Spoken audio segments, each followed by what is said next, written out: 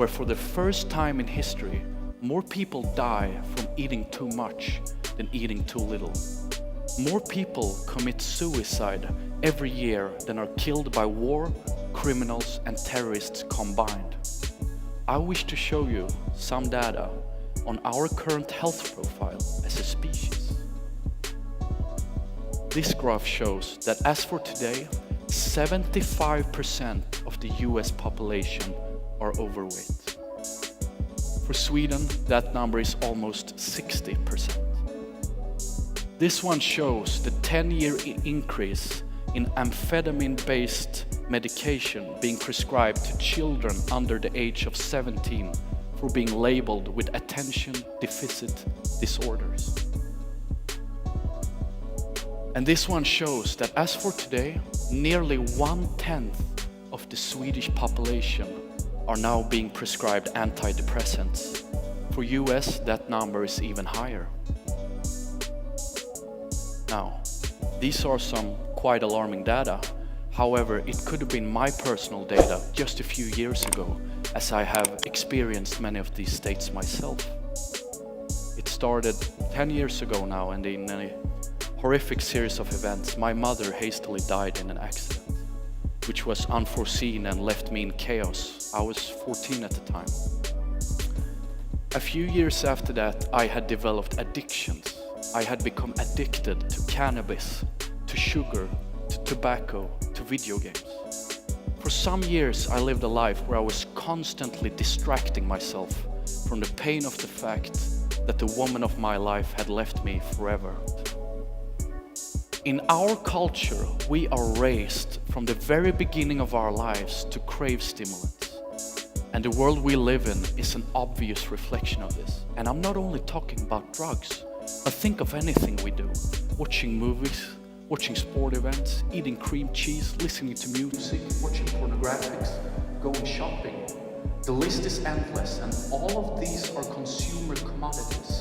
They are produced as a response to human need. We have lost control of how we use stimulants and have ultimately let them gain control over us and how we think. This was to the highest degree true for me and my past behavior. And whether you are a tech billionaire, a Buddhist monk, a military officer, or a high school teacher, you are to some degree being unwillingly dictated by your own thoughts, but also free to change that. The American psychologist and philosopher William James said that thoughts become perception, perception becomes reality. Alter your thoughts, alter your reality. The world in which we live in, its quality, its character, is nothing but a reflection of our own minds. And the only way to influence in which world you want to live in, or in which world you want your children to live in, is to learn how to influence your mind.